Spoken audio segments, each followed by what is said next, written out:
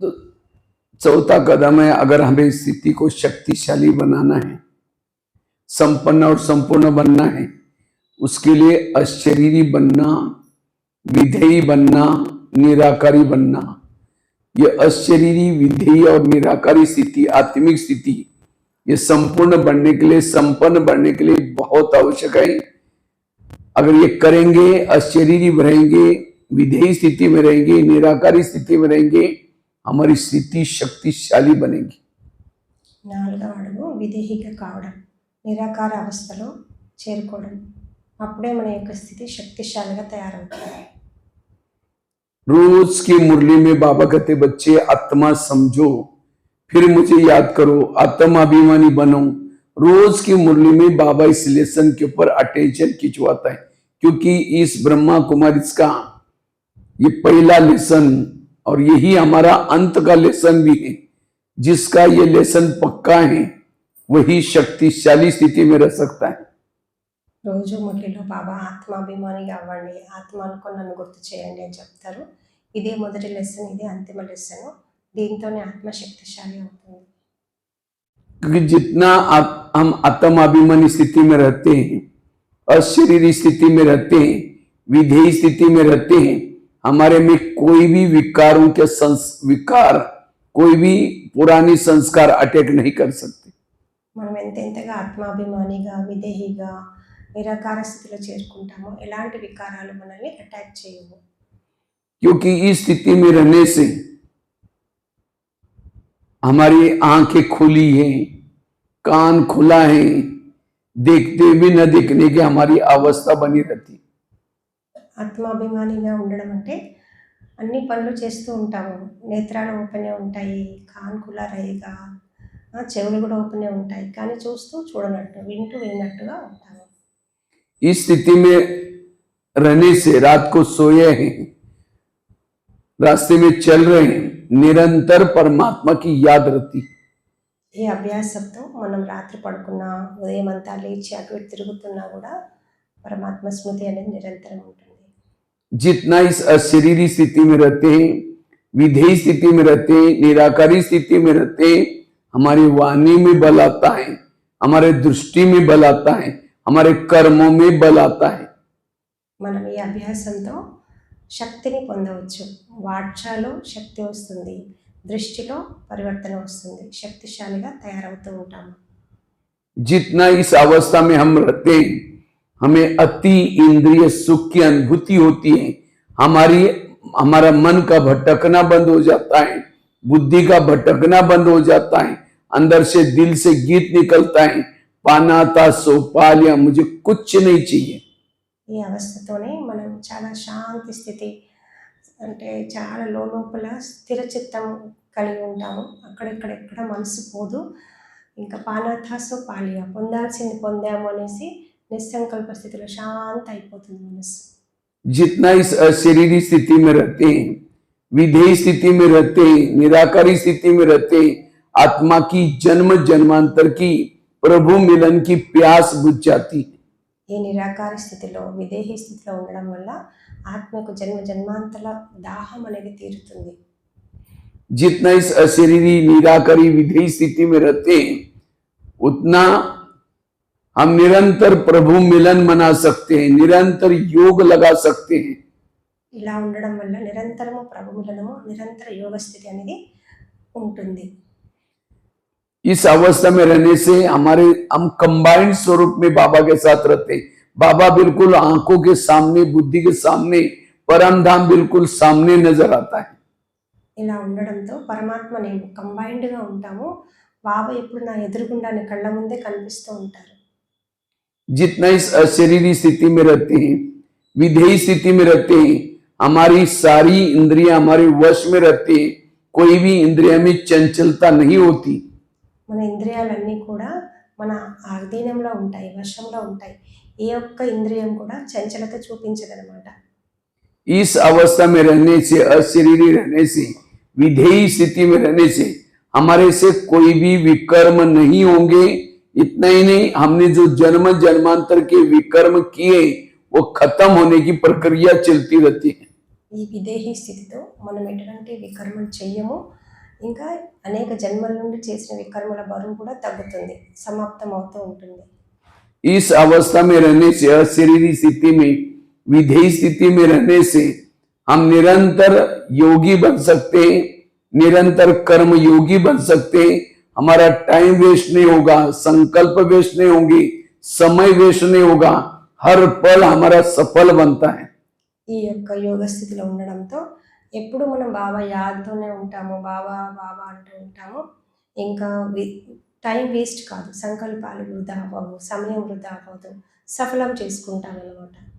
इस अवस्था में रहने से ही हमारे अंदर देवताओं के संस्कार और देवताओं की संस्कृति आती है।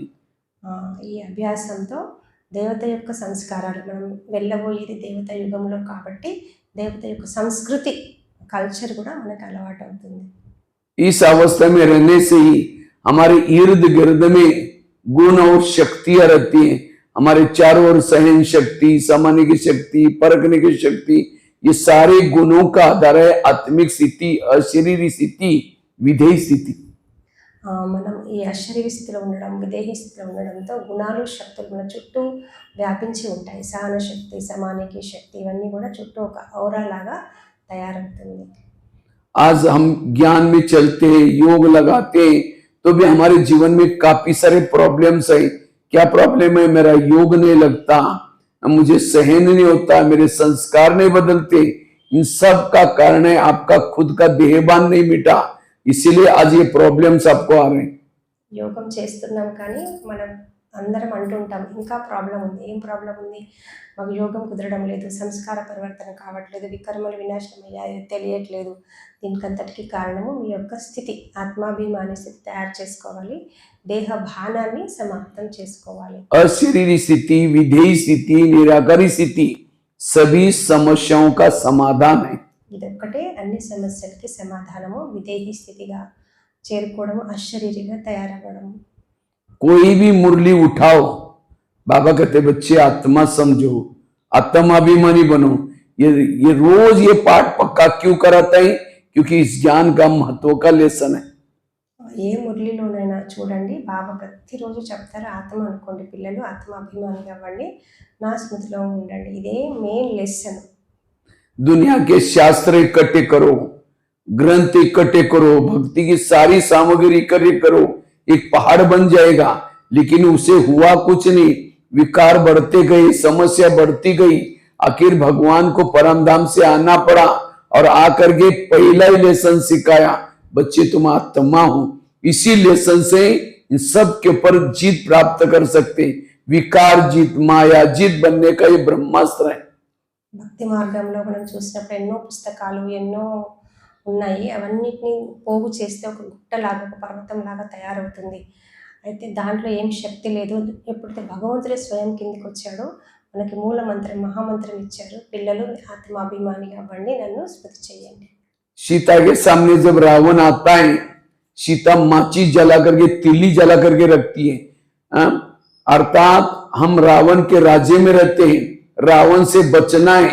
हमारी भ्रुकुटी में आत्मा की तिल्ली सदा जली रहे, रावण हमें टच भी नहीं करेगा।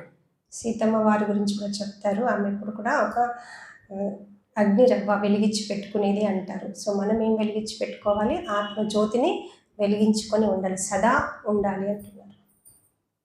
इससे ही हम देवता बनेंगे, इसी से हम कर्मातीत बनेंगे, कर्मेंद्र जीत बन सकेंगे।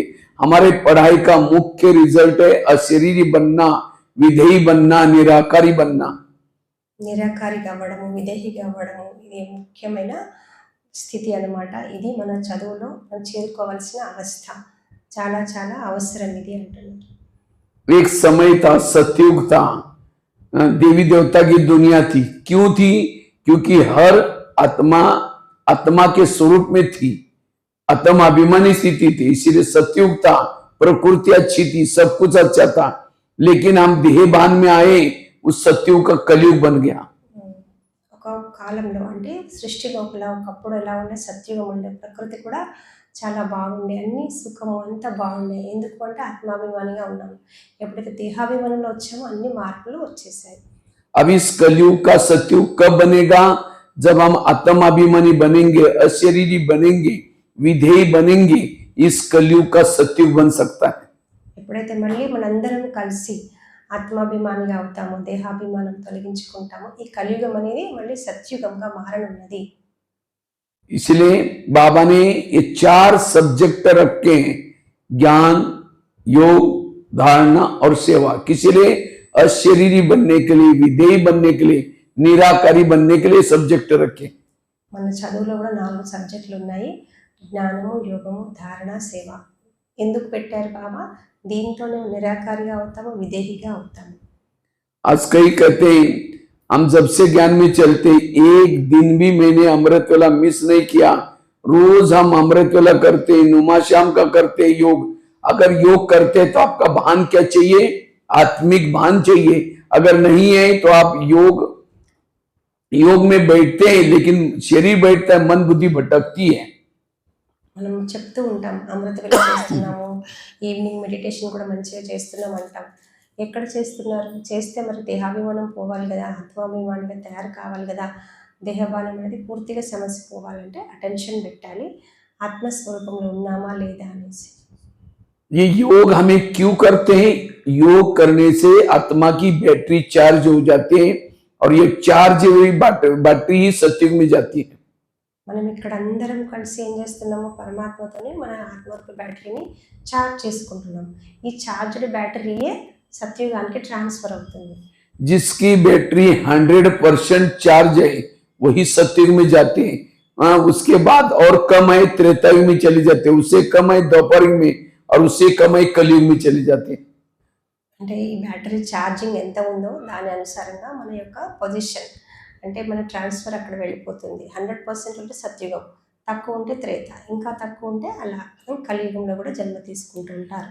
आज कई कहते हैं जब से हम ज्ञान में चलते, रोज मुरली सुनते, कभी भी मुरली मिस नहीं करते। अगर आप मुरली सुनते हैं तो आपका भान क्या चाहिए? आत्मिक भान चाहिए। अगर वो भान नहीं है, मुरली सुनने तक है, जो मुरली के पॉइंट के स्वरूप बन जाता है, पॉइंट का स्वरूप बन जाता है, उसको धारणा में लाता है, वो ऑटोमेटिकली अशरीरी विधेयी निराकारी बनता है। అంటే రోజు మురళి వింటున్నామని చెప్తారు కానీ ఆ స్వరూపంలోకి రావడం లేదు.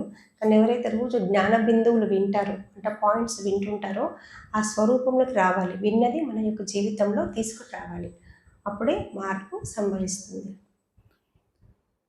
आज कई कहते हैं जब से हम ज्ञान में आए, हम बिल्कुल धारणा पक्की है, खान पान की धारणा है, साथ में पवित्रता की धारणा है, सारी धारणा हमारे धारणा अगर है आत्मिक भान चाहिए, नहीं है धारणा दिखावटी है।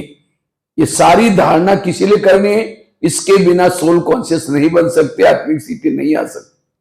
బాబా మన జీవితంలో కొన్ని నియమాలు పెట్టారు. ఈ నియమాలు ఫాలో చేయడం వల్ల ఏమవుతుందంటే ఆత్మస్వరూపంలో ఆటోమేటికల్గా స్థితి అవుతాం, అంటే మన యొక్క ఆంతరిక స్థితి డెవలప్ అవుతుంది అనమాట. మీరు అవన్నీ చేయడం లేదు అని అంటే మరి ఎలాగా అంటున్నారు? आज कई कहते हैं हम जब से ज्ञान में खूब सेवा की तो भान क्या चाहिए? आत्मिक भान चाहिए। अगर सेवा करने के बाद फिर भी आत्मभान अशरीरी विधेयी स्थिति नहीं है, सेवा मान नाम श्याम के लिए कर रहे, असली सेवा नहीं है। సేవ చేస్తున్నాము, నేను ఈ సేవ చేశాను, ఆ సేవ చేశాను అనుకుంటాము, కానీ యాక్చువల్గా సేవ చేస్తే అశరీర స్థితి పెరగాలి. లేదు అని అంటే నామ్ మాన్ షాన్ కోసం మీరు చేస్తున్నట్టు. तो ये 4 सब्जेक्ट किस लिए रखे? अशरीरी विधेयी बनने के लिए, क्योंकि हमारा ये फाउंडेशन है। जैसे लौकिक में कोई बिल्डिंग बनाई जाती है तो जितना खर्चा ऊपर होता है उतना खर्चा नीचे फाउंडेशन में होता है। जिन्होंने फाउंडेशन में कंजूसी की, पैसा बचाया, रेत के ऊपर ही बिल्डिंग बना दी, जब आंधी तूफान आएगा बिल्डिंग गिर जाएगी।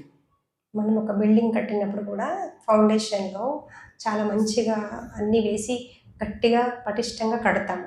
పెద్ద బిల్డింగ్ కట్టారు, మీరు కంజూసీ చేశారు, లోబీగా ఉన్నారు, ఎందుకులే పునాదులలో వేస్ట్గా వేయడం అనుకుంటారు. కానీ ఇప్పుడు ఆంధీ తుఫాన్ వస్తుంది, అప్పుడు ఏమైపోతుంది?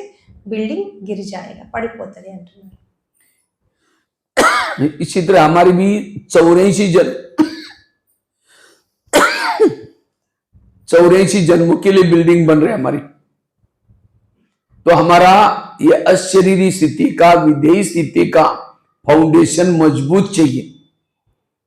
हम आज शरीर की मेहनत करते नहीं, विदेही स्थिति की मेहनत नहीं करते और ज्ञान में चल रहे हैं, सेवा कर रहे, दूसरों को सुना रहे हैं। जब माया का आंधी तूफान आएगा हम गिर जाएंगे, फेल हो जाएंगे। इसलिए यही मेहनत करो, बाकी कुछ करने की जरूरत नहीं। बाबा कहते मैंने तुमको ज्यादा कोई मेहनत नहीं दी, केवल अशरीरी विदेही आत्मिक स्थिति की मेहनत करने के लिए दिए। यही मेहनत करो, बाकी सारी मेहनत से छूट जाएंगे। 84 జన్మల బిల్డింగ్ కడుతున్నాము అంటే పునాది ఏంటి? అశరీరి స్థితి. ఇక్కడ మనం ఎంత అశరీరిగా అవుతామో అక్కడ అంత బాగుంటాం. బాబా మనకి ఏం శ్రమనివ్వడం లేదు, ఈ ఒక్క విషయంలో శ్రమ చేయండి అంటున్నారు. అశరీరి అవ్వండి పిల్లలు, అశరీరి అవ్వండి. इसलिए यही हमें मेहनत करनी। हमारी सारी प्रॉब्लम का कारण है देह का भान, क्योंकि देह भान में आते हैं तो काम क्रोध के संस्कार जागृत हो जाते हैं। सबसे बड़ा विकार है देह का भान। देह भान आने से बाकी सारे विकार प्रवेश हो जाते हैं। लेकिन हम क्या करते हैं, काम के ऊपर जीत प्राप्त करने की कोशिश करें, क्रोध के ऊपर, लेकिन देह भान नहीं छोड़ रहे, इसलिए विकार खत्म नहीं होते। వికారాలు మూలము దేహభానం. మనం ఏమనుకుంటాము, కామ వికారం చెడ్డది కదా, కామ వికారం మీద విజయం పొందాలనుకుంటాం. కానీ దేహభానం మీద ఎక్కువ మనం ఫోకస్ పెట్టాం. దేహబలం తొలగిపోతేనే అన్ని వికారాలు తొలగిపోతాయి. जैसे राम रावण का युद्ध चलता है, राम रावण का एक सिर काटता है, सिर तो कट जाता है, दोबारा जुड़ जाता है, फिर काटता है, फिर जुड़ जाता है, फिर काटता है, फिर जुड़ जाता है। विभीषण आता है, राम के कान में 2-4 बातें सुनाई, ये ऐसा नहीं मरेगा, उसके नाभि में तीर लगाओ, और जब नाभि में तीर लगा रावण मर गया। రావణ యుద్ధం చూపిస్తారు కదా, రాముడు బాణం వేస్తాడు, ఒక తల తెగిపోతుంది, మళ్ళీ వచ్చి అతుక్కుంటుంది, మళ్ళీ తెగిపోతుంది, మళ్ళీ వస్తుంది, మళ్ళీ వస్తుంది. విభీషణుడు చెవిలో వచ్చి 4 మాటలు చెప్తాడు, నాభిలో బాణం వేయమని చెప్తాడు, వేయగానే చనిపోయాడు. इसी तरह हम भी क्या करें, माया के साथ युद्ध कर रहे, कभी काम का गला काटते, 2-4 महीना 5 महीना काट देते हैं, दोबारा जुड़ जाता है, फिर काटते फिर जुड़ जाता है। क्यों? हमने देह बांध के नाभि में तीर नहीं लगाया। पहले नाभि को खत्म करो, अर्थात देह बांध को खत्म करो, काम भी खत्म हो जाएगा, सारे विकार अपने आप खत्म हो जाएंगे। అంటే మనం కూడా కొన్ని శ్రమ చేస్తాం, 4 నెలలు కామ వికారం మీద విజయం పొందుతాం, మళ్ళీ ఏదో ఒక వికారం వచ్చేస్తూ ఉంటుంది. మనం అంత ప్రయత్నం చేయాల్సింది ఏంటి, దేహ బాణాన్ని సమాప్తం చేసుకుంటే అన్ని వికారాలు కూడా తొలగిపోతాయి. इसलिए रोज बाबा इस पाठ को बहुत पक्का कराता है, लेकिन फिर भी हम इसके पर ध्यान नहीं देते। ब्रह्मा बाबा ने यही मेहनत की, दादियों ने यही मेहनत की, और इसी मेहनत से वो कर्मातीत बने, इतना ऊंचा पद प्राप्त किया। దాదీలు బ్రహ్మ బాబా ఇదే మెహనత్ చేశారు, కర్మాతీతిగా అవ్వడానికి, ఆత్మాభిమానిగా అవ్వడము, విదేహిగా అవ్వడం ప్రయత్నం చేశారు, కాబట్టి వాళ్ళు తొందరగా కర్మాతీత అయిపోయారు. हमें कोई नया पुरुषार्थ नहीं करना, जो मम्मा ने किया, बाबा ने किया, दादियों ने किया, वही पुरुषार्थ करना है, अन्यथा सफल नहीं बन जाएंगे। మనం ఇప్పుడు కొత్త పురుషార్థం ఏం చేసే అవసరం లేదు. మమ్మ బాబా దాదీలు ఏదైతే చేశారో అదే మనం చేస్తే సరిపోతుంది. इसलिए अशरीरी बनना, विधेयी बनना, निराकारी बनना, इस स्थिति का अभ्यास करके हमें निरंतर योगी बनना है, निरंतर कर्म योगी बनना है, और वायुमंडल फैलाने की सेवा करना है। क्योंकि अंत में यही पेपर होगा 1 सेकंड का, ये अंत का पेपर यही है, 1 सेकंड में हमें अशरीरी बनना होगा।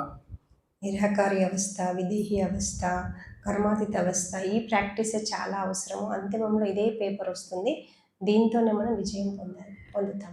देह भान वाला सत्युग में नो एंट्री, वहां नहीं जा सकता, क्योंकि वहां अगर देह भान में जाएंगे तो आपको रात को नींद नहीं आएगी। हमारा सोने का महल है, कोई चोर आकर के कुछ चोरी न करके जाए। वहां सबके शरीर बड़े सुंदर सुंदर होंगे, एक दूसरे का आकर्षित होना शुरू हो जाएगा। దేహబాలం ఉంటే సత్యుగంలోకి నో ఎంట్రీ అనమాట. ఎందుకంటే ఆత్మాభిమానిగా ఉన్న వాళ్ళే సత్యుగంలో వెళ్తారు. అక్కడ మనకు బంగారు భవనాలు ఉంటాయి, శరీరం కూడా సుందరంగా ఉంటుంది. బంగారు భవనాల్లో మంచి బంగారు మెహళ్ళలో ఉంటే, దేహబాలం ఉంటే ఏమవుతుంది, ఎవరు దొంగ వచ్చి ఎత్తుకుపోతాడేమో అని భయం ఉంటుందన్నమాట. ఇంకా ఆకర్షణ కూడా మొదలవుతుంది. కాబట్టి దేహబాలం లేని వాళ్ళే సత్యంలోకి రాగలుగుతారు. जैसे पहले जमाने में गांव में, छोटे छोटे गांव में सभी तरफ भूत रहते थे, बहुत भूतों का बहुत नाम सुनते थे, लेकिन आजकल भूतों का नाम खत्म हो गया। क्यों? सभी तरफ लाइट हो गई, क्योंकि जिस घर में लाइट है वहां भूत नहीं रहते। విలేజ్లలో పూర్వకాలంలో ఎలా ఉండేదంటే భూతాలను కొంచెం భయపెట్టేవాళ్ళు.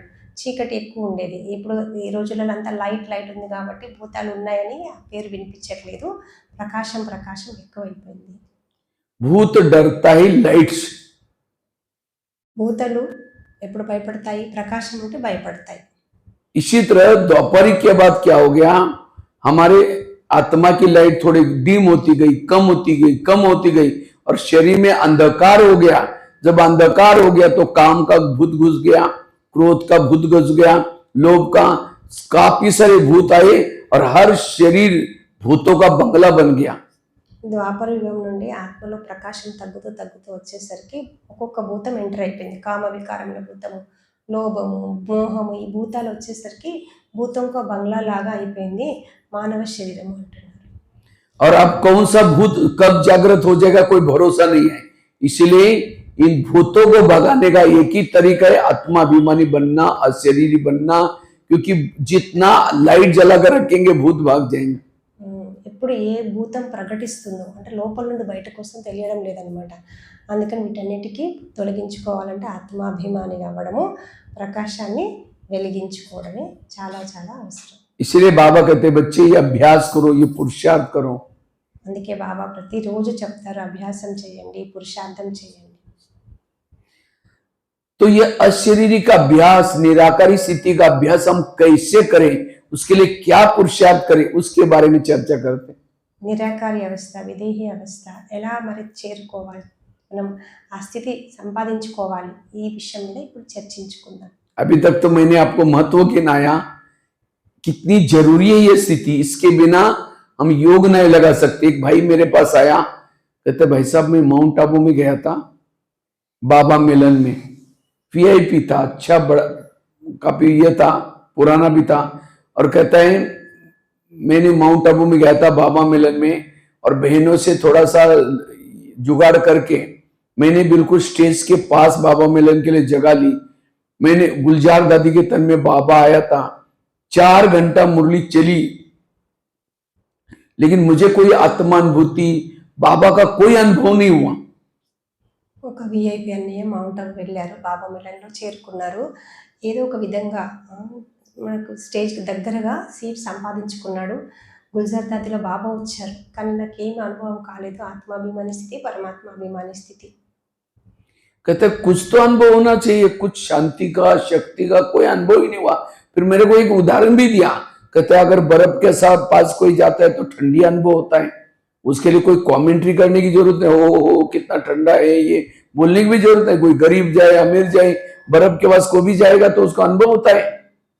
అంటే బరఫ్ మంచు దగ్గరికి ఎవరు వెళ్ళినా కూడా శీతలత అనుభవం అవుతుంది. అలా మీకు శాంతినో ఏదో ఒక అనుభవం అయితే అయ్యి ఉండాలి కదా అని అడిగారు ఎవరు నన్ను. और कहता है अगर आग के पास जाएगा तो एकदम क्या होता है, गर्माहट अनुभव होता है। उसके लिए भी कोई गरीब अमीर कोई कमेंट्री करने की भी जरूरत नहीं। అగ్ని దగ్గర వెళ్తే కూడా అనుభవం అవుతుంది వేడి అనేది. దానికోసము పేదవాళ్ళ, ధనికుల కామెంటరీయా ఏది అవసరం లేదు కదా. कहता बाबा सर्वशक्तिवान है, शांति का सागर, शक्ति का सागर। तो मैं बाबा के नजदीक बैठा तो मुझे कोई शांति शक्ति का अनुभव ही नहीं हुआ। పరమాత్మ స్వయంగా దాదిలో వచ్చినప్పుడు మరి సర్వశక్తిమంతుడు, నాకు ఏదో ఒకటి అనుభూతి కావాలి కదా, ఏది అనుభూతి కాలేదు. तो उसको डाउट आया बाबा के लिए। అప్పుడు ఆయనకి సంశయం వచ్చింది, నిజంగా భగవంతుడు అవతరించాడా భూమి మీద? तो मैंने एक छोटा एग्जाम्पल दिया।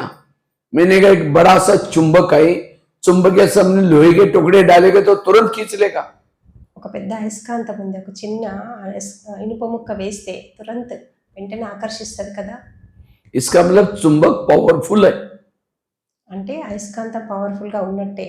लेकिन कुछ लोहे के टुकड़ों को बड़ा सा एक कपड़ा लेकर के, बहुत बड़ा कपड़ा लेकर के, कपड़े का थान लेकर के उसके अंदर लपेट करके गांठ बांध करके उस लोहे के टुकड़े को सामने रखो, खींचेगा भी नहीं, हिलेगा भी नहीं। इसका मतलब चुंबक खराब है, चुंबक अच्छा है। हमने उस लोहे के टुकड़ों को कपड़े के अंदर लपेट करके डाला है, इसीलिए नहीं खींच रहे। అయితే ఆ అయస్కాంతం ముందు ఏదైతే లోహం ముక్కను మీరు వేశారో ఒక క్లాత్లో చుట్టి పెద్ద క్లాత్లో చుట్టి వేస్తే అయస్కాంతం ఆకర్షించలేదు. అంత మాత్రాన అయస్కాంతం బాలేదా? అలా కాదు కదా, అయస్కాంతం మంచిగానే ఉంది. तो बाबा भी एक चुंबक है, सर्वशक्तिवान है, लेकिन बाबा के सामने कोई देह बांध के कपड़े के अंदर लपेट करके सामने बैठेगा, हिलेगा भी नहीं, खींचेगा भी नहीं, अनुभव भी नहीं होगा। इसलिए पहले आत्माभिमानी होकर के बैठो, चाहे आप सामने बैठो या लास्ट में बैठो, कहीं भी बैठो, ये पावरफुल आकर्षित करेगा। इसलिए आत्माभिमानी बनना जरूरी। ఆత్మాభిమానిగా అవ్వడం చాలా అవసరము. ఎలా అంటే ఇప్పుడు మనం ఈ ఎగ్జాంపుల్ విన్నాం కదా, ఈ యొక్క శరీరం బాణం ఏంటి అంటే ఒక క్లాత్ లాగా మనల్ని ఆత్మను చుట్టి వేసింది. అయితే మీరు ఆత్మాభిమానిగా అయి కూర్చుంటే హాల్లో దగ్గర కూర్చున్నా, దూరం కూర్చున్నా సర్వశక్తిమంతుడు భగవంతుడు తప్పకుండా మిమ్మల్ని ఆకర్షిస్తూనే ఉంటాడు. इसलिए मधुवन में जाना है, बाबा मिलन करना है। पहले तो गुलजार दादी के तन में बाबा आता था, लेकिन आजकल वो भी नहीं है। आजकल के मिलन को कहते हैं अव्यक्त मिलन। अव्यक्त मिलन मतलब बाबा निराकारी है, वो निराकारी के स्वरूप में सामने आता है, तो उसको मिलने के लिए हमें भी निराकारी अवस्था में टिकना होगा। ఇంతకు పూర్వము గుల్జార్ దాది తనులో శివబాబా వచ్చేవారు. ఇప్పుడు దాది లేరు కాబట్టి నిరాకార అవస్థలో మనం మిలనం జరుపుకోవాలి. ఎవరైతే నిరాకార స్థితిని అనుభవం చేస్తారో, ప్రాక్టీస్ చేస్తారో, ఆ హాల్లో వాళ్ళకే అది అనుభవం అవుతుంది, పరమాత్మ వచ్చారు. एक हमारा एक गीत है यहाँ का, यही कहीं बाबा नजर नहीं आते। किसको नजर नहीं आते? जो देह भान में है उसको बाबा कहीं भी नजर नहीं आता। अगर आत्मा अभिमानी की चश्मे से देखो, जिधर भी देखो, बाबा ही नजर आएगा। పాట కూడా ఉంది కదా, ఇక్కడ ఎక్కడో ఉన్నావు బాబా కానీ కనిపించడం లేదు నీవు అనేసి. దేహబానంలో ఉన్న వాళ్ళకి బాబా కనిపించడు, ఆత్మాభిమానిగా ఉన్న వాళ్ళకి అనుభూతి అవుతుంది. इसलिए अशरीरी बनना, विधेयी बनना, ये बाबा मिलन के लिए बहुत जरूरी। మౌంట్ అబులో బాబా మిలనంకి వెళ్ళాలి అంటే కంపల్సరీ ఆత్మాభిమాని స్థితి, విదేహీ స్థితి తయారు చేసుకొని వెళ్ళాలి. एक बार मैं डायमंड हॉल में बाबा मिलन में बैठा था, और मैं तो मोस्टली नीचे पट पर बैठ करके मुरली लिखता रहता हूँ। तो मेरे को जगह मिली थी थोड़ा माताओं के बिल्कुल नजदीक साइड पर, तो गुलजार दादी के तन में बाबा आया था, आधी मुरली हो चुकी थी। तो एक माता दूसरी माता जी को पीछे मुड़ करके कहती है, बाबा जी कब आएंगे? तो दूसरी कहती है, माता जी उठ के जाएगी। तो गुलजार दादी बैठी थी स्टेज पर, कहते माता जी जाएंगे तब तो बाबा जाएंगे। और कहते इसका गला कल ठीक था, आज गला भी बैठा हुआ है, क्या बोलते कुछ समझ। देखो बाबा आया था, उनको अनुभव नहीं हो रहा था, ये आत्मिक स्थिति की कमी के कारण। అంటే పరమాత్మ స్వయం అవతరించడం అనేది ఎలా ఉంటుంది, పాత వాళ్ళకైతే తెలుసు, కొత్త వాళ్ళకి అనుభవం కాదు కదా. హాల్లో కూర్చున్నాను నేను, ఒకసారి మాతల వెనుక కూర్చున్నాను, మాతలు మాట్లాడుకుంటున్నారు. ఏం మాట్లాడుకుంటున్నారు? బాబాజీ వస్తారన్నారు, ఎక్కడ రాలేదు కదా, ఈ దాది కూర్చున్నారు కదా, అయితే ఈ అక్కయ్య వెళ్ళిపోతే బాబా వస్తారేమో అని చూస్తున్నారు. నిన్న క్లాస్ చేశారు, మంచిగా ఉండే వాయిస్, ఈరోజు కొంచెం తక్కువ వాయిస్లో మాట్లాడతారు కదా, గలా బయటకు గొంతు బాగాలేదేమో అని మాట్లాడుకుంటున్నారు. అంటే వాళ్ళకి అనుభూతి కాలేదు. पहले में जब शुरू में किसी को बाबा मिलन में जाना होता था, तो 1 साल तक मधुबन से डायरेक्शन आता था बहनों को, 1 साल तक जिसकी हाजिरी है, रोज मुरली के लिए आता है, उसको ही परमिशन दो। 1 साल तक वो ब्रह्मचर्य का पालन है, उसको ही परमिशन दो। 1 साल तक रोज अमृत वाला उठता है, उसको ही परमिशन दो। 1 साल तक मुरली सुनता है, उसको ही परमिशन दे दो। जो खान पान शुद्ध है उसको, क्योंकि ये सब करने से सोल कॉन्शियस बनते हैं। जो सोल कॉन्शियस होकर के मधुबन में जाएगा वो बाबा मिलन का अनुभव करेगा। పూర్వకాలంలో మధుబన్కి వెళ్ళాలంటే, మిలనం చేసుకోవాలంటే దాది సెంటర్ అక్కయ్యలు చూసేవాళ్ళు. ప్రతిరోజు అమృత వేళ లేస్తున్నారా, మురళి వింటున్నారా, ఖాన్ పాన్ శుద్ధి ఉందా, ఒక 1 ఇయర్ వరకు. ఎందుకంటే ఈ 1 ఇయర్ అభ్యాసం చేస్తేనే సోల్ కాన్షియస్నెస్ అనేది తయారవుతుంది. तो आप लोग भी जाने वाले हैं, शायद 18 जनवरी महाराष्ट्र वाले टर्न में आप लोग जाते हैं। तो आप लोग जाने से पहले बाकी टिकट वगैरह बनाएंगे, कपड़े सिलाई करेंगे, सब तैयारी करें। इसके साथ ये सूक्ष्म तैयारी जरूर करके जाना। अभी से आत्माभिमानी बनने की प्रैक्टिस करके जाओ, तो मधुबन में बाबा मिलन का बड़ा आनंद ले सकेंगे। మీరు కూడా జనవరి 18 మహారాష్ట్ర టర్న్ ఉంది కదా, అప్పుడు వెళ్తారేమో. వెళ్ళడానికి టికెట్ రిజర్వేషన్ చేసుకుంటారు, బట్టలు కొట్టించుకుంటారు, స్థూలమైన తయారీ చేస్తారు. సూక్ష్మ తయారీ చేసుకొని వెళ్ళండి, చాలా ఆనందం పడతారు. इसलिए अशरीरी बनना, लेकिन ये अनुभव करने के लिए सबसे पहली बात है पवित्रता की धारणा चाहिए। जिसकी पवित्रता की धारणा अच्छी है वही अशरीरी बन सकता है, वही विधेयी स्थिति का अनुभव कर सकता है, वही बिंदु स्वरूप बीजरूप बन सकता है। వీటన్నిటికి మూలము పవిత్రత. ఎంత పవిత్రంగా ఉంటారో వారే విదేహీ స్థితి, అశరీర స్థితి అనుభవం చేయగలుగుతారు. पवित्रता क्यों जरूरी है? क्योंकि पवित्रता के बिना ये आत्मिक स्थिति का दीपक जागृत नहीं होता। ఎందుకు పవిత్రత అవసరం? ఎందుకంటే పవిత్రత లేకుండా ఆత్మని జ్యోతిని వెలిగించుకోలేకపోతాము. पहले जमाने में एक चिमनी आती थी, दीवा बोलते, चिमनी बोलते, या पता नहीं क्या बोलते हैं। एक त्रिकोण सा रहता था गोल सा, और उसमें केरोसिन डालते थे। पहले बिजली वगैरह नहीं रहती थी, तो क्योंकि हमने खुद उसमें पढ़ाई किया, खुद देखा हुआ, इसलिए मैं आपको बता रहा हूँ। तो उसमें केरोसिन डालते थे और माचिस लगाओ, फ्लेम जलती थी, उसके घर का पूरा कारोबार चलता था। పూర్వకాలంలో ఇంట్లో కిరోసిన్ లాంతర్ లాంటివి ఉండేవి. అందులో కిరోసిన్ వేసి వత్తి వెలిగించుకుంటేనే ఇండ్లంతా కూడా వెలుతురుతో నిండిపోయేది. అక్కడ మేము చదువుకునేవాళ్ళం. अगर उस चिमनी के अंदर, दीवे के अंदर तेल है तो फ्लेम जलेगी। अगर तेल ही नहीं है, माचिस लगाते रहो, पूरा डिब्बा भी खत्म हो जाएगा तो भी फ्लेम नहीं जलेगी।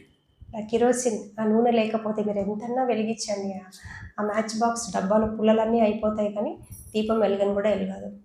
इसी तरह ये शरीर भी हमारा, अगर योग में बैठेंगे, चारों तरफ से बैकग्राउंड बनाएंगे, एक चिमनी है, एक दीवा है, और इस दिए के अंदर तेल है पवित्रता। जिसके शरीर में पवित्रता है, कहने की जरूरत नहीं में आत्मा हो, अपने आप फ्लेम जलती रहेगी, दिया जलता रहेगा। ఈ శరీరంలో ఆత్మ కూడా ఒక దీపం లాంటిదే, వత్తి లాంటిది. ఈ వత్తి వెలగాలి అంటే పవిత్రత అనేది కంపల్సరీ అవసరము. ఆ జ్యోతితోని చాలా మంచిగా శక్తిని అందరికీ పంచిపెట్టవచ్చు. చెప్పే అవసరమే లేదు, పరమాత్మ స్మృతి ఆటోమేటికల్గా వచ్చేస్తుంది. इसलिए बाबा ने यहाँ आते ही पहली धारणा बताई कि तुम्हें पवित्र जरूर रहना है, क्योंकि पवित्रता बिना सोल कॉन्शियस नहीं बन सकती। బాబా ఇక్కడ రాగానే ఫస్ట్ నియమం పెట్టారు, పవిత్రంగా అవ్వండి. పవిత్రత లేకపోతే సోల్ కాన్షియస్గా మీరు కాలేక. और केवल पवित्र रहने से भी नहीं चलेगा। अब दिए के अंदर तेल है, वो चिमनी के अंदर तेल है, लेकिन बीच में बात ही नहीं है।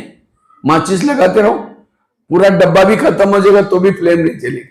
ఇప్పుడు ఆ లాంతర్లో మీరు ఎంతన్నా వత్తి లేదు, నూనె ఉంది, మ్యాచెస్ వేశారు, అది కూడా అప్పుడు కూడా వెలగదు కదా. और बात ही होती है सूत की। सूत की बातें तेल में डूबते ही पूरा गीली हो जाते हैं, यहां से लेकर के ऊपर तक गीली हो जाते हैं, अपने आप तेल ऊपर तक आता है उसमें। సుతిలి దారం వేస్తారు కదా, నూనెలో వేయగానే అంటే పొడుగుతా ఏమవుతుంది, నూనెలో మునిగిపోతుంది. तो हमारी बात की कौन से स्मृति, स्मृति में रहना। अब घर जाना है, परम धाम जाना है, मेरा बाबा ऊपर बैठा, मुझे बुद्धि सदा ऊपर, कोई भी वस्तु, व्यक्ति, किसी में बुद्धि ना हो, बुद्धि ऊपर। और जिसकी बुद्धि ऊपर है उसके शरीर में जो पवित्रता है ऊपर चलेगी और आत्मा तक आएगी, इससे फ्लेम जलेगी, आत्मा अभिमानी बनेगी। ఎప్పుడైతే పవిత్రమైన మనస్సు, పవిత్రమైన బుద్ధి ఉంటుందో, నేను బాబా దగ్గర వెళ్ళాలి, పరంధామం వెళ్ళాలి అని మన యొక్క జ్యోతి అనేది పైకి అంటే బాబా వైపు వెళ్తుంది. जैसे फ्लेम का भोजन है केरोसिन, फ्लेम का जब भोजन केरोसिन मिलता है वो अपने आप जलते रहते हैं निरंतर। आत्मा का भोजन है पवित्रता। ఆ జ్యోతి వెలగాలంటే కిరోసిన్ వేస్తారు, ఏదో నూనె వేస్తారు, నెయ్యి వేస్తారు, దాంతోనే అది వెలుగుతుంది. మరి ఆత్మ యొక్క జ్యోతి వెలగాలి అంటే పవిత్రత అనేది కంపల్సరీ. इसलिए कई लोग बोलते हैं यहाँ पवित्र रहने की क्या जरूरत है, अब पवित्र होकर के भी आ सकते। अपवित्र होंगे तो दीपक जलेगा नहीं। जब दीपक ही नहीं जलेगा तो आप जो भी करेंगे गलत ही काम करेंगे, निर्णय ठीक नहीं लेंगे। जैसे किसी के पास दिया नहीं है और अंधेरे में चल रहे हैं, वो डरते हुए चलेगा, घबराते हुए चलेगा, मैं राइट रास्ते में जा रहा हूँ, गलत रास्ते में जा रहा हूँ, क्योंकि दिया नहीं है। इसी तरह आज हमारे पास भी यह सोल कॉन्शियस स्थिति नहीं है। जो भी हम सोचते हैं, जो करते हैं, रॉन्ग करते हैं, राइट करते हैं, पता भी नहीं चलेगा, डरेंगे, घबराएंगे। आत्माभिमानी स्थिति वाला किसी को पूछने की जरूरत नहीं, मैं राइट कर रहा हूं, जो करेगा राइट करेगा। इसलिए आत्माभिमानी बनना जरूरी। పవిత్రత అనేది ఎలాంటిదంటే, కొంతమంది అంటారు కంపల్సరీ పవిత్రత అవసరమా, ఎందుకు, ఏంటి ప్రశ్నలు ఇస్తూ ఉంటారు. కానీ పవిత్రత ఉంటే ఆత్మాభిమాని స్థితి ఉంటుంది, ఉంటే దీపం వెలుగుతుంది, ప్రకాశం ఉంటుంది, క్లారిటీ ఉంటుంది. ఏం లేకపోతే భయపడుతూ భయపడుతూ వాళ్ళు నడుస్తారు, ఇబ్బంది పడుతూ ఉంటారు. इसलिए बाबा कहते हैं ये आत्मा का पाठ क्या करो, पक्का करो, और जितना आत्माभिमानी बनेंगे सारी समस्या खत्म हो जाएगी। అందుకని మొట్టమొదటి పాఠము ఆత్మాభిమాని స్థితి. ఎంత ఆత్మాభిమాని అవుతాయో అన్ని సమస్యలన్నీ కూడా దూరం అయిపోతాయి. लेकिन ये पवित्रता की गिफ्ट, बाबा ने हमारा जन्म होते ही पवित्रता की गिफ्ट दिए और इस गिफ्ट के कारण हम परमधाम जाते आते योग लगाते हैं। लेकिन ये पवित्रता की गिफ्ट चोरने के लिए माया क्या करते, दिन रात आपके पीछे लगी। బాబా మనకి ఈ జీవితంలో మొదటి గిఫ్ట్ ఇచ్చాడు, బచ్చే పవిత్ర భవ, పవిత్రంగా అవ్వండి అని గిఫ్ట్ ఇచ్చారు. మీరు ఎప్పుడైతే పోగొట్టుకుంటారో ఏమైపోతుంది, మరి చాలా దుఃఖి అయిపోతారు. యోగం అనేది కుదరదు. మాయ ఏం చేస్తారు, వెంబడి పడుతూ ఉంటుంది. ఎక్కడ పవిత్రతను చోరీ చేయాలి, ఎక్కడ పవిత్రతని డిస్టర్బ్ చేయాలని చూస్తూ ఉంటుంది.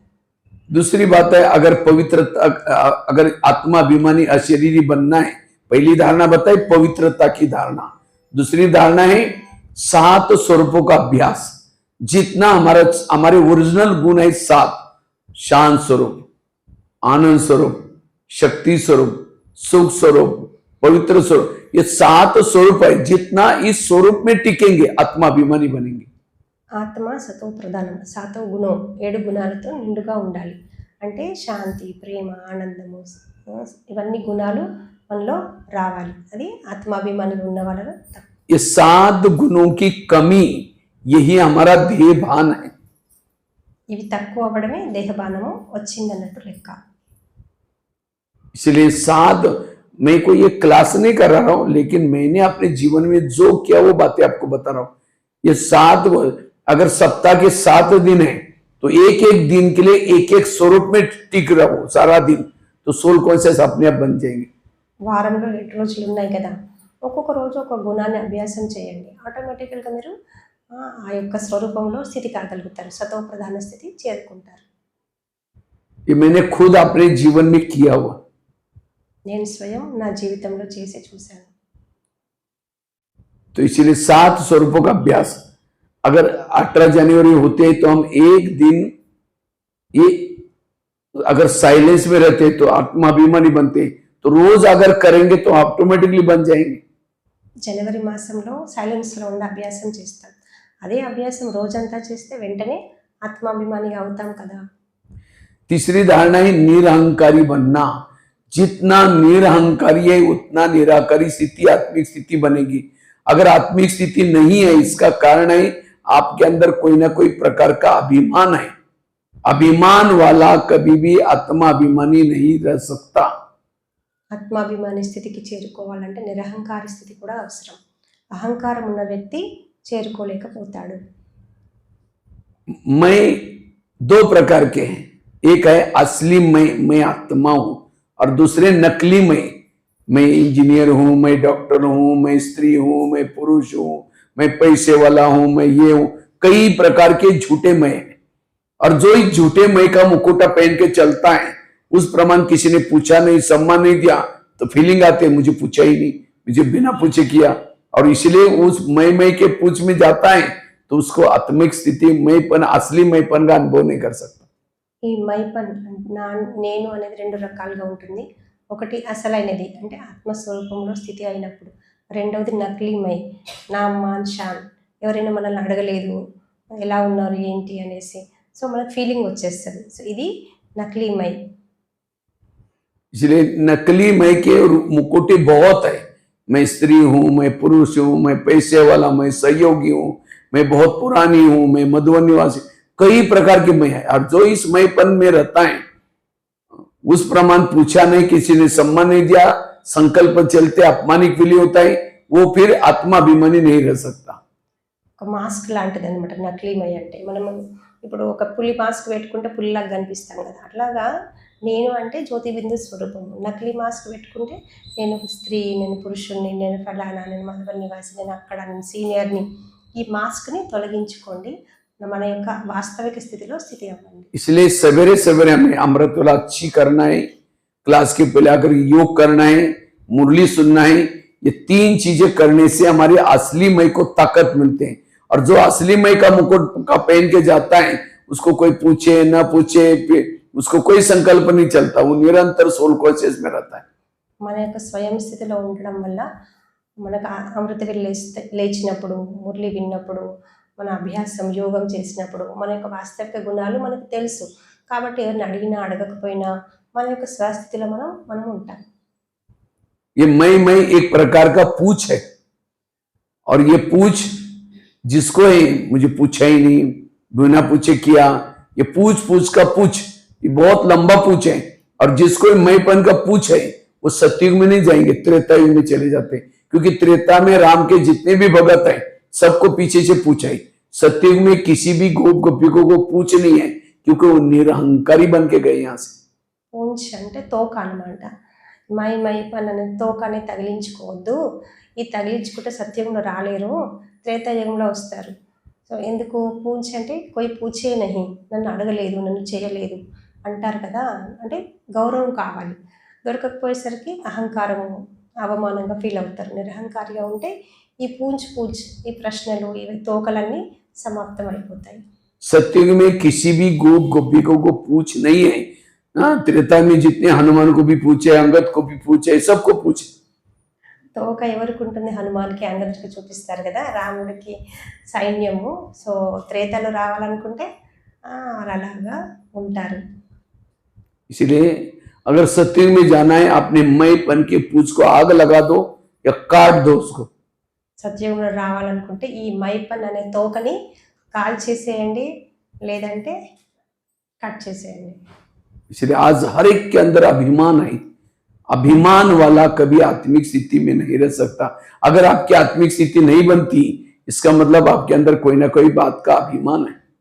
ఈరోజు చూస్తూ ఉంటే అందరిలో అభిమానం ఉంది, మరి పర్ఫెక్ట్గా కాలేకపోతున్నారు, ఆత్మాభిమాని స్థితి చేరుకోలేకపోతున్నారంటే ఈ యొక్క మైపన్ అభిమానాన్ని తొలగించుకోవాలి. ब्रह्मा बाबा ने लास्ट में जाते समय 3 शब्द बोल के गए, बच्चे निराकारी बनो, निर्विकारी बनो, निरहंकारी बनो. బాబా కూడా అంతిమ 18 జనవరి లాస్ట్ రోజు ఏం చెప్పారు? 3 విషయాలు చెప్పారు. పిల్లలు నిరాకారిగా అవ్వండి, నిర్వికారిగా అవ్వండి, నిరహంకారిగా అవ్వండి అని.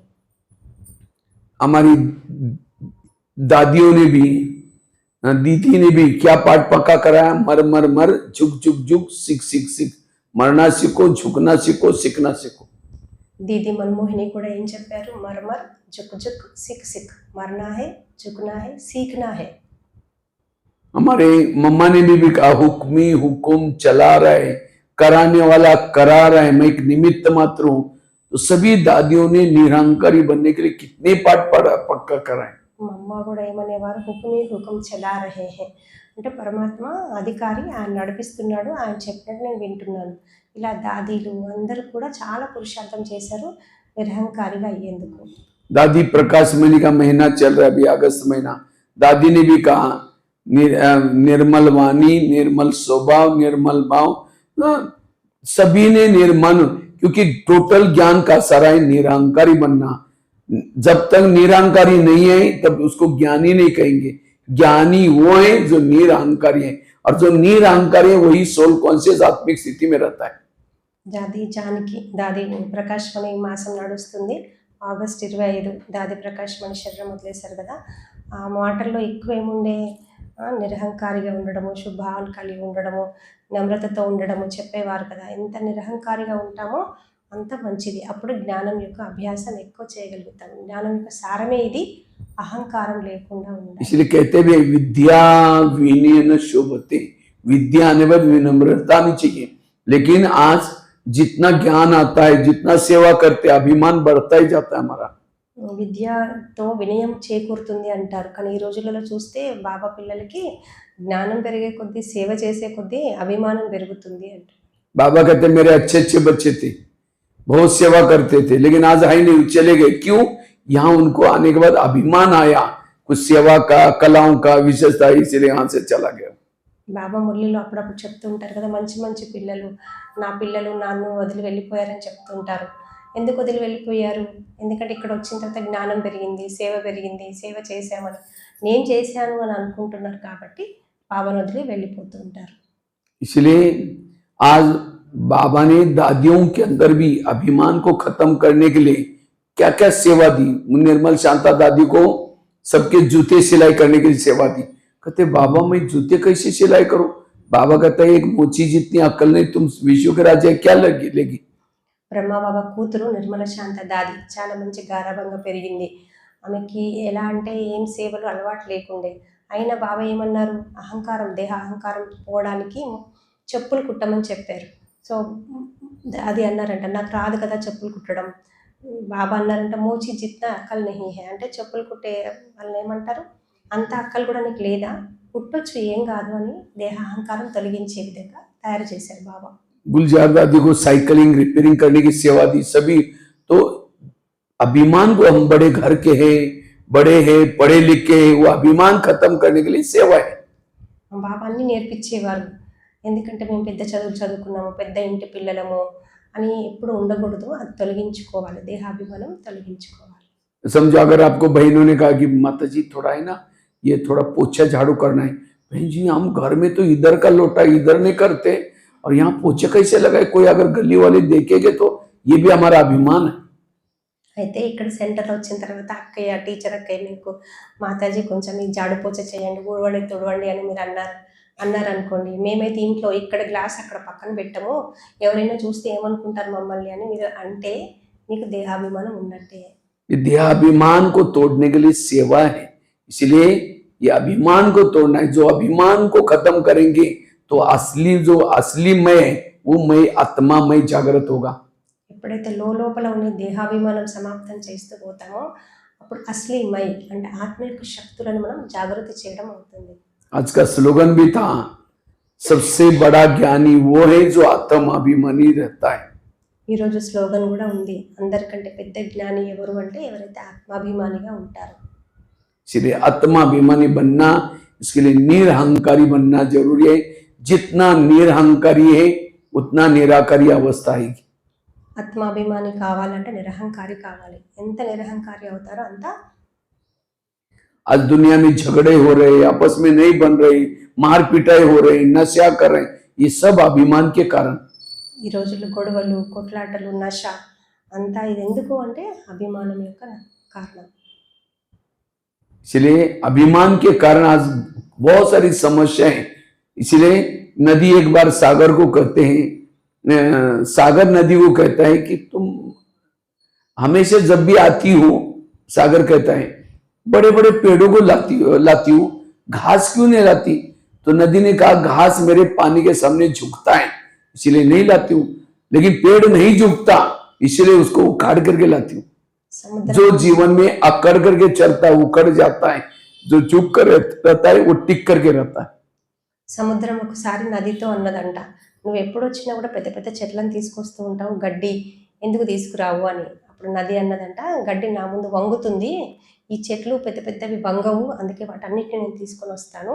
కాబట్టి మనము ప్రపంచంలో ఎదగాలి అంటే వంగి ఉండాలి, అక్కడ నేను నేను అనేది అక్కడ ఉండకూడదు. इसलिए दादी जानकी जी भी हर क्लास में 2 शब्द बोलती थी, मैं कौन, मेरा कौन। అందుకే జానకి దాదీజీ ఎప్పుడు క్లాస్లో చెప్పేవారు, నేను ఎవరు, నా వారు ఎవరు. इसलिए मैं आत्मा हूं और मेरा बाबा है, मेरा कोई भी नहीं। मैं ये रावण के अंदर बहुत अभिमान था, पढ़ा लिखा था, विद्वान था, लंका बहुत बड़ी थी, सोने की लंका थी, लेकिन ये सब चीज का अभिमान था और इसलिए किसी की भी नहीं मानी। लोगों ने बहुत समझाया ये राम है उसको ये करो, कुछ नहीं माना। अरे वो वनवासी, वो मेरा क्या करेगा, और अभिमान उसको पूरा परिवार को लेके खत्म कर दिया। రావణుడు పెద్ద అహంకారిగా అభిమానిగా ఉండే కదా, రాముడు గొప్పవాడు అని చెప్పినా వినలేదు. ఆయన వనవాసి నన్నేం చేస్తారు అనుకున్నాడు. లాస్ట్కి ఏమైంది, మొత్తం పరివారమే పోయింది. अभिमान वाला हमेशा अपना ही गुण गाता है, मैं अच्छा हूं ना, मैंने अच्छा किया ना, मैं ही करता रहता है। हाँ? वो कभी बाबा बाबा नहीं बोलेगा। हर काम करते समय बाबा ने कराया, बाबा कराता है, बाबा बाबा को। అభిమానం ఉన్న వ్యక్తి ఏమంటారు, నేను మంచిగా చెప్పానా, మంచిగా చేశానా, నేను నేను అని గుణగానం చేస్తారు. బాబా గుణగానం చేయనే చేయరు. బాబా చేయించేవారు, బాబా కార్యము, బాబా బాబా అని అంటూ ముందుకెళ్ళాలి. इसीलिए कहते हैं अल्लाह को प्यारी है कुर्बानी, कौन सी? मैंपन की कुर्बानी। लेकिन लोगों ने बकरी की बलि चढ़ा दी, अपना मैं तो छोड़ा ही नहीं। భగవంతుడికి ఏం కావాలి? కుర్బానీ, మైపన్, నేను నాదిని సమాప్తం చేయండి అని చెప్తారు. అండ్ బయట వాళ్ళు ఏం చేస్తారు, మేక మేమే మై మై అంటూ ఉంటుంది కదా, దాన్ని వాళ్ళు ఆ విధంగా బలి ఇస్తారు. तो आत्माभिमानी बनने के लिए निरहंकारी बनना है।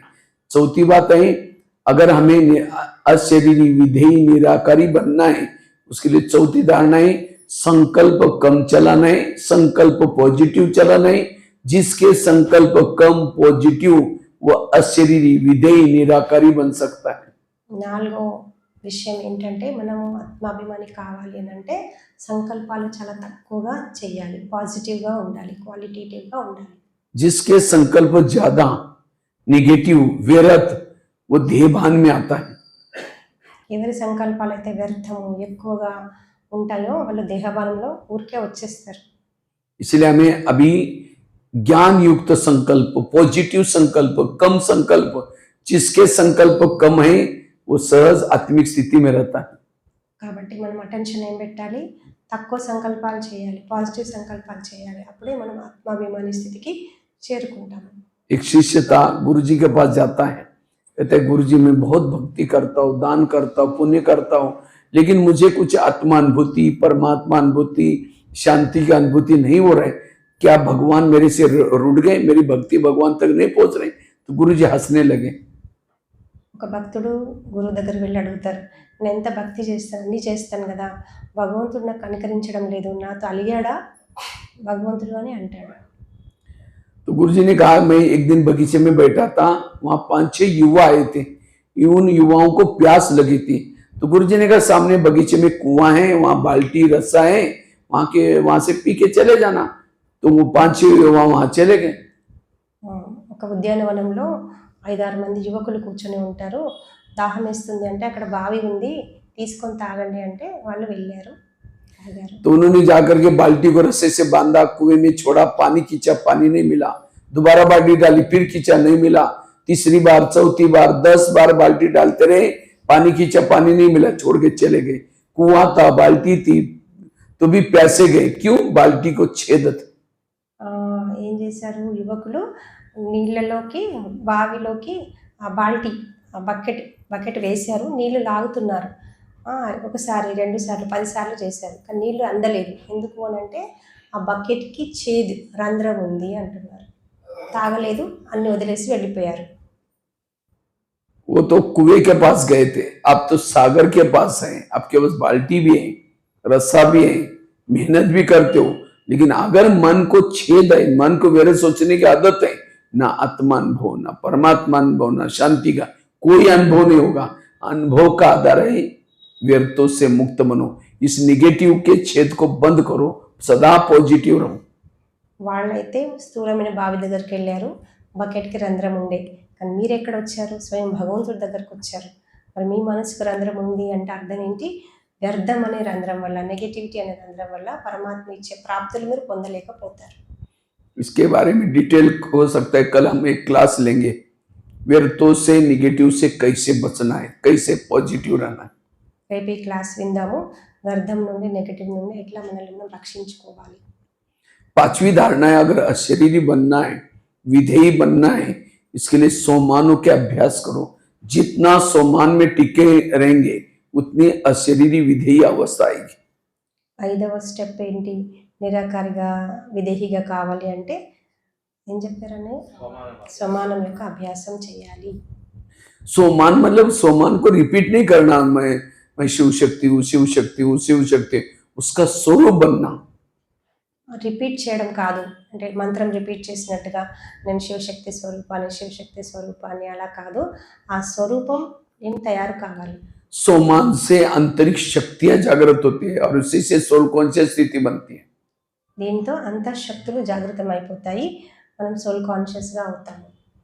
बहुत सारे बाबा ने सोमान दिया है, इस सोमान में रहो तो कभी भी देहभान नहीं आएगा। చాలా సమానాలు బాబా ఇచ్చారు, లిస్ట్ చాలా పెద్దగా ఉంది, దీంతో మన దేహాభిమానం తొలగిపోతుంది. 6ठी धारणा है, 6th धारणा, योग विधि पूर्वक करो। जो विधि पूर्वक योग करता है वो सहज आत्मिक स्थिति में रहता है। యోగం అనేది విధిపూర్వకంగా ఉండాలి, విధిపూర్వకంగా ఉంటే మనం యోగం మంచిగా ఉంటుంది, ఆత్మాభిమాని స్థితి సహజంగా చేరుకుంటాం. योग में आत्मा की बैटरी चार्ज हो जाती है। जिन्होंने बैटरी को यथार्थ चार्ज किया वो सहज आत्मिक स्थिति में रहेंगे।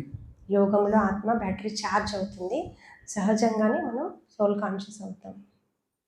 तो जैसे मोबाइल की बैटरी हम चार्ज कैसे करते हैं, उसको प्लग के पास लाकर रखते हैं, रात भर रखते हैं या 3-4 घंटा रखते हैं।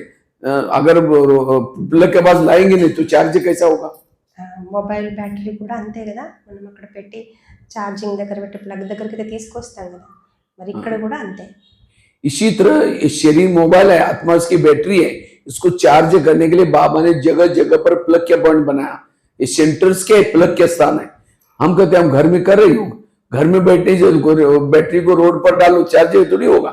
इसलिए यहाँ प्लग में दिन में 1 घंटे के लिए, आधा घंटे के लिए आना कंपल्सरी जरूरी है। మనం మొబైల్ ఛార్జింగ్ ఏం చేస్తాం, ప్లగ్లో పెట్టి ఛార్జింగ్ చేస్తాం. సెంటర్ కూడా ప్లగ్ లాంటిది.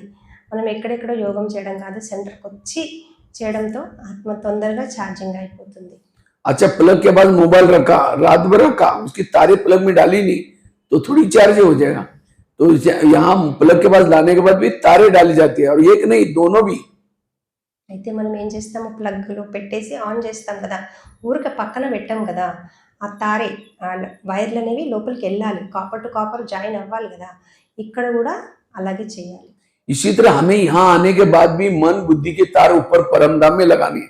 हम केवल शरीर को ला करके क्लास में पटका दिया, लेकिन मन बुद्धि भटकती है, इसीलिए चार्जिंग नहीं होती, आत्मिक स्थिति नहीं होती।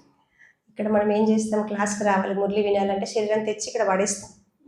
మనసు బుద్ధిని జోడించాలి పరంధామంలో.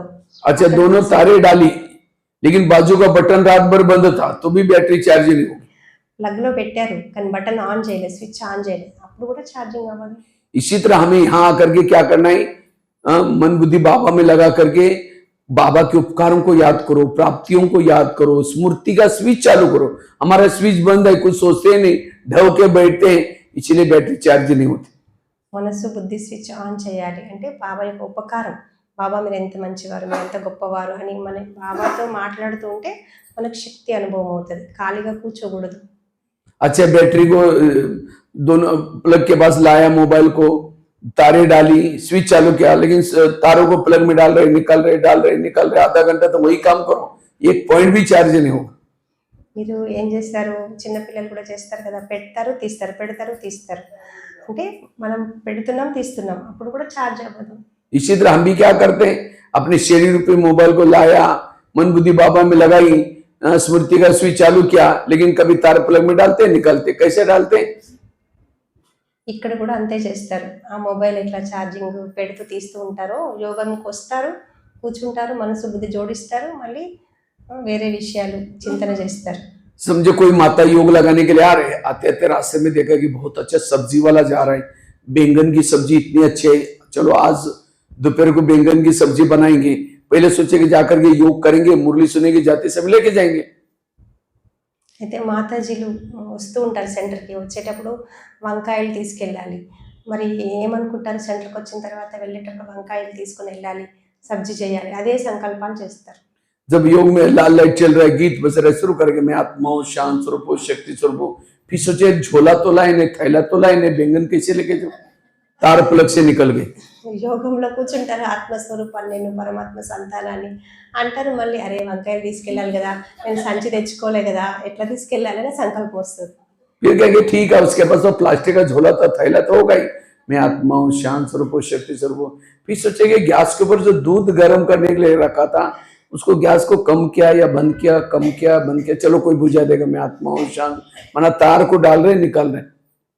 అంటే ఎన్నో సంకల్పాలు వస్తుంటాయి, ఇంట్లో పాలు పెట్టాను బంద్ చేశానా లేదా, ఏమైందో ఏమో, అంటే ఏంటి ఇక్కడ తారు సంకల్పం, స్విచ్లో పెడుతున్నారు తీస్తున్నారు, పెడుతున్నారు తీస్తున్నారు, ఇప్పుడు ఛార్జింగ్ ఎట్లా అవుతుంది.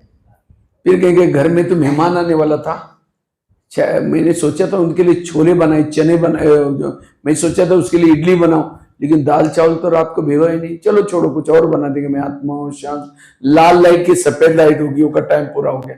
जो योग में ऐसा बैठता है उसको कहाँ आत्मिक स्थिति बनेगी, इसलिए बार बार तारों को डालना निकालना नहीं है। ఇంటి విషయాలు గుర్తొస్తూ ఉంటాయి, రెడ్ లైట్లో ఉంటారు, యోగం చేసుకుంటూ ఉంటారు, అదే గెస్ట్లు వస్తున్నారు కదా, వాళ్ళకి ఏం చేయాలి, వంట ఏం చేయాలి, దాల్ చావల్ నానబెట్టలేదు కదా, మళ్ళీ వైట్ లైట్ అయిపోతుంది, అప్పుడు ఇంకా ఏమీ శక్తి అయితే అనుభవం కాదు. इसलिए योग करते समय अटेंशन से बैठो, विधि से योग करो, सामने कौन बैठा है उसको स्मृति में रखूं। इसलिए विधि पूर्वक योग लगाने से आत्मिक स्थिति बनेगी। కాబట్టి అందరం కూడా విధిపూర్వకంగా యోగం చేస్తేనే శక్తి అనుభవం అవుతుంది. కూర్చున్నామంటే కూర్చున్నాం కాదు, విధిపూర్వకంగా చేయాలి యోగం. बाबा कहते हैं शरीर तुम्हारी गाड़ी है, पहला लेसन सुनाया था, और आत्मा उसका ड्राइवर है। जैसे गाड़ी का ड्राइवर क्या करता है, सारा दिन गाड़ी को घुमा करके रात को गैरेज में लगता है और गाड़ी के अंदर नहीं सोता, सोने के लिए अपने घर में जाता है।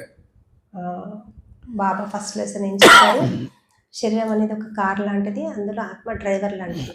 అక్కడ కూడా డ్రైవర్ ఏం చేస్తాడు, రోజంతా సిటీ అంతా తిప్పుకొని వచ్చి సాయంత్రం పూట గ్యారేజ్లో పెట్టేస్తాడు. అతను పడుకోవడానికి వేరే ఇంటికి వెళ్ళి పడుకుంటాడు. మనం కూడా అలాగే. तो इसी तरह शरीर भी हमारा एक गाड़ी है, आत्मा उसका ड्राइवर है। तो सारा दिन इस शरीर की गाड़ी को घुमा फिरा करके रात को कहाँ लगा दो, बेड पर। जिसे आजकल के मकान बनाते हैं बड़े बड़े शहरों में, जैसे राजधानी में, कई भी बड़े बड़े नीचे से पिलर उठाते हैं, पार्किंग नीचे होता है, रहने का ऊपर होता है। इसी तरह ये 3 लोग में ये सृष्टि है, पार्किंग प्लेस, शरीर रखने का स्थान, और हमारा ड्राइवर का आत्मा का घर ऊपर है। तो हमें रात को सोने से पहले शरीर को बेड पर लगाना है, बेडशीट कंबल डालना है, गाड़ी को नमस्ते करो और सोने के लिए ऊपर जाओ। लेकिन हम क्या करते हैं, शरीर तो लगाते हैं और उसके बाद गाड़ी में सो जाते हैं। कल सवेरे उठना है, बर्तन मांजना, ये करना है, वो करना है, और यहीं सोएंगे तो फिर दूसरी दिन यही बातें याद आएगी, ऊपर जाएंगे नहीं। इसलिए रात को सोते समय ऊपर बाबा के पास जाकर सो जाओ। ఇల్లు కడతారు కదా, కింద పార్కింగ్ ప్లేస్ పెడతారు, వాళ్ళు ఉండేది పైన ఉంటారు. పార్కింగ్లో గాడి పార్క్ చేసి పైన వెళ్ళి పడుకుంటారు. మనం కూడా బెడ్ మీద పడుకునేటప్పుడు ఎలా పడుకోవాలి, పార్కింగ్లో నేను పెట్టేసానమాట ఈ గాడిని, అంటే ఈ వెహికల్ని, ఈ యొక్క దేహాన్ని పడుకోబెట్టేసి మనం ఆత్మ ఎక్కడికి వెళ్ళిపోవాలి, పరంధామంలో వెళ్ళి పడుకోవాలి. లేదంటే ఇద్దరునే పడుకుంటే ఏమైపోతుంది, పొద్దున్న లేవగానే అవే స్థితులు వస్తాయి దేహ. और आजकल जो भी मोटरसाइकिल कंपनियां बनाती हैं, मोटरसाइकिल के अंदर चाबी डालते ही क्या होता है, लाइट चालू हो जाती है, दिन हो या रात, क्योंकि आजकल एक्सीडेंट होते हैं, गवर्नमेंट ने देखा कि एक्सीडेंट। तो इसी तरह हमारी भी सारे प्रॉब्लम का कारण देह बने, इसलिए हर पल हमारी आत्मिक स्थिति रहे। మధ్య గాడిలలో ఆన్ చేయగానే స్టార్ట్ అవుతాయి కదా, సో ఇక్కడ కూడా మనం అలాగే చేయాలి. तो आत्मिक स्थिति चाहिए तो गाड़ी को गैरेज में लगा करके सोना। शरीर क्या है, एक सोने का डब्बा लिया, सोने का डब्बा, सोने के डब्बे के अंदर लेटरिन डाल दिया, जो रोज फेंकते उसको डाल दिया, हरी माउस डाल दिया, और डब्बे को पैक करके आपके हाथ में दिया, कहा कि इसको संभाल कर रखना, ना कहीं फेंकना नहीं, बीच बीच में डब्बे से प्यार भी करना। आपको पता है अंदर लेटरिन भरा हुआ है, कब भरा हुआ, हरी माउस, तो ऐसे डब्बे से प्यार करेंगे, चुम्बन लेंगे, दिल में लगा कर रखेंगे। तो शरीर क्या है, एक सोने का डब्बा है, ऊपर से गोरी सी चमड़ी है सोने जैसी, लेकिन अंदर इस डब्बे में क्या भरा हुआ है, लेटरिन भरा हुआ है, कप भरा हुआ है, हड्डी मांस भरी है, और 10 बार आईने तोड़ते रहे, मैं कितनी अच्छी हूँ, मैं कितनी अच्छी हूँ, ये कितना अच्छा है, उसको देखते रहते। तो उसके अंदर देखने जैसी आए आत्मा, बाकी कुछ भी अच्छा। इसीलिए शरीरों को मत देखो, आत्माओं को देखो। शरीर को देखना अर्थात सांप को देखना, आत्मा को देखना अर्थात मनी को देखना। तो ये आत्म अभिमानी का अभ्यास बहुत जरूरी है। అంటే ఎవరైనా మీకు బంగారు డబ్బా ఇచ్చేసేసి దీన్ని మంచిగా చూసుకోండి, కానీ అందులో ఏం వేశారు, లెట్రిన్, కఫము, అంటే మలమూత్రాలు అన్నీ వేసి ఇచ్చారు. ఇంకేమన్నారు, దీన్ని మంచిగా చూసుకోండి, దీనికి ముద్దు పెట్టుకోండి, దీన్ని మంచిగా చూసుకోండి అంటే మీరు పెట్టుకుంటారా, పెట్టుకోరు కదా. మరి దేహం కూడా అలాంటిదే, మెరుస్తుంది, మంచిగా చర్మము తెల్లగా ఉంది, మెరుస్తుంది, బాగుంది బాగుంది అనుకుంటున్నారు, కానీ ఏముంది లోపల, రక్త మాంసాలతో నిండింది కదా, ఏముంది లోపల అనుకున్నప్పుడే ఆత్మాభిమాని స్థితి తయారు చేసుకోగలుగుతారు. आजकल मूर्तियां बनाते हैं, अभी गणपति का त्योहार आने वाला है, तो गणपति की मूर्ति कैसे बनाते हैं, या कोई भी दुर्गा हो, देवी हो, कैसी मूर्ति बनाते हैं, अंदर बांस को छिल करके बांस के चारों तरफ से क्या करते हैं, पहले तो ढांचा बनाते हैं, उसका ढांचा बना करके उसके ऊपर घास बांधते हैं, घास बांध करके क्या करते हैं, पानी, सूखी मिट्टी में पानी डाल करके उसका कीचड़ बनाते हैं, उसके ऊपर लगाते हैं, पेंटिंग करते हैं, कपड़े पहनाते हैं, श्रृंगार करते हैं, मूर्ति हो गई। ఇప్పుడు వినాయక చవితి పండుగ వస్తుంది కదా, ఎలా తయారు చేస్తారు, ఒక ఢాంచా, అంటే ఒక ఏదైతే ఉంటుందో అలాంటివి మూసలాగా అన్ని వినాయకుడు తయారవుతాయి కదా. ఎలా తయారవుతుంది, వెదురు గడ్డి అన్నీ చేస్తారు కదా, అంత ఫస్ట్ ఏం చేస్తారు, అంత మట్టిలాగా కలిపి బొమ్మ చేసి పెయింటింగ్ చేసి వస్త్రాలు పెడితే అది మళ్ళీ పూజకి అర్హత వస్తుంది. अगर कोई पीला पेंटिंग किया हुआ है, पीली मूर्ति है, उसका पेंटिंग हटाओ वही मिट्टी होगी। किसको काला पेंटिंग किया है उसका हटाओ वही मिट्टी होगी। तो कोई काला हो या गोरा हो, अंदर क्या है, माइक्रोस्कोप के नीचे कीड़ों से बना हुआ शरीर है, सेल्स है। और ये सेल्स जिंदे क्यों है? आत्मा है इसलिए जिंदे। आत्मा चली गई, सेल्स डेड हो जाते हैं, कहते हैं उसको रवाना करो। कितना भी व्यक्ति सुंदर हो उसको रवाना करो, संभाल कर नहीं रखते थे। तो शरीर में सबसे महत्व की चीज है जिससे हमारा प्यार है, जिसके कारण हम नजदीक बैठे, उसका प्यार है, आत्मा से प्यार है। तो जहां प्यार है उसको ही देखो ना, या भ्रुकुटी में बैठे। इसलिए किसी को भी देखना है जो प्यारी चीज है वो भ्रुकुटी में नजर जाए, बाकी शरीर में इधर उधर नजर न जाए। आत्मा का अभ्यास करना। ఆత్మ ఉంటేనే శరీరానికి విలువ ఉంది, లేకపోతే ఏముంది, చర్మం కింద అన్ని మైక్రోబ్స్ ఉన్నాయి, ఇవి ఏం లేదు అని చెప్తున్నారు అనమాట. శరీరం మీద ప్రేమ పెట్టుకోవద్దు, ఆత్మను చూడండి. ఆత్మ బురుకుటలో ఉంది, ఆత్మ ఉంటేనే ప్రేమ దగ్గరకు వస్తారు ఎవరైనా, లేకపోతే ఏమైపోతుంది, శరీరం ఉనికి రాదు కదా. अगर किसी का शरीर आपको आकर्षित करता है तो उसका बिना चमड़ी का शरीर देखो, चमड़ी है ही नहीं, मक्खियां बैठी है, खून बह रहे हैं, ऐसे व्यक्ति को मैं मिट्टी मार रही हूं, प्यार कर रही हूं, चुंबन लेंगे उसको? శరీరం అనేది ఎటువంటిది, చర్మం ఉంటే అందంగా కనిపిస్తుంది. ఇప్పుడు ఎవరైనా ఆకర్షణ ఎక్కువ ఉందనుకోండి, అప్పుడు ఏం చేయాలి మీరు, ఒక ఎక్స్పెరిమెంట్ ఏంటి, బినా చెముడేక సోచో, అంటే ఆ చర్మం ఒలిచి చూస్తే ఆ శరీరం ఎట్లా ఉంటుంది చూడండి. దాన్ని మీరు ముద్దు పెట్టుకుంటారా, ఏం చేస్తారు అంటే अपने शरीर के ऊपर भी प्रयोग करो। मुझे चमड़ी है ही नहीं, चारों तरफ से मेरे मक्खियां भिन भिन हो रहे हैं और मैं जा रही हूँ, रास्ते में जा रही, तो आपको देख करके लोगों को आकर्षित होगा क्या? इसलिए आत्मा का अभ्यास, बार बार मैं आत्मा हूं, ये आत्मा है, ये आत्मा देख रहे आत्मा। ये दादियों ने पाठ पक्का किया, बाबा ने किया, इसलिए ऊंच पद प्राप्त करने के लिए अभ्यास करना है। ఆత్మ అభ్యాసం చాలా అవసరము, ఎందుకంటే ఈ శరీరంలో చర్మం ఉంది కాబట్టి మంచిగా ఉంది, లేదు చర్మము తొలిచేసినట్టు ఉంటే ఏమవుతుంది, మక్కి ఈగలు కూర్చుంటాయి. మీరు అట్లా వెళ్తున్నారు, అందరు మిమ్మల్ని ప్రేమిస్తారా, గౌరవిస్తారా, దగ్గరకు వస్తారా? ఎవరి దగ్గరికి రాను కూడా రారు. మన దాదీలు ఏం అభ్యాసం చేశారు, నేను ఒక ఆత్మని, అవినాశి శక్తిని, ప్రకృతి మధ్యలో ఉన్నాను, ఈ అభ్యాసం మనం కూడా చేయాలి.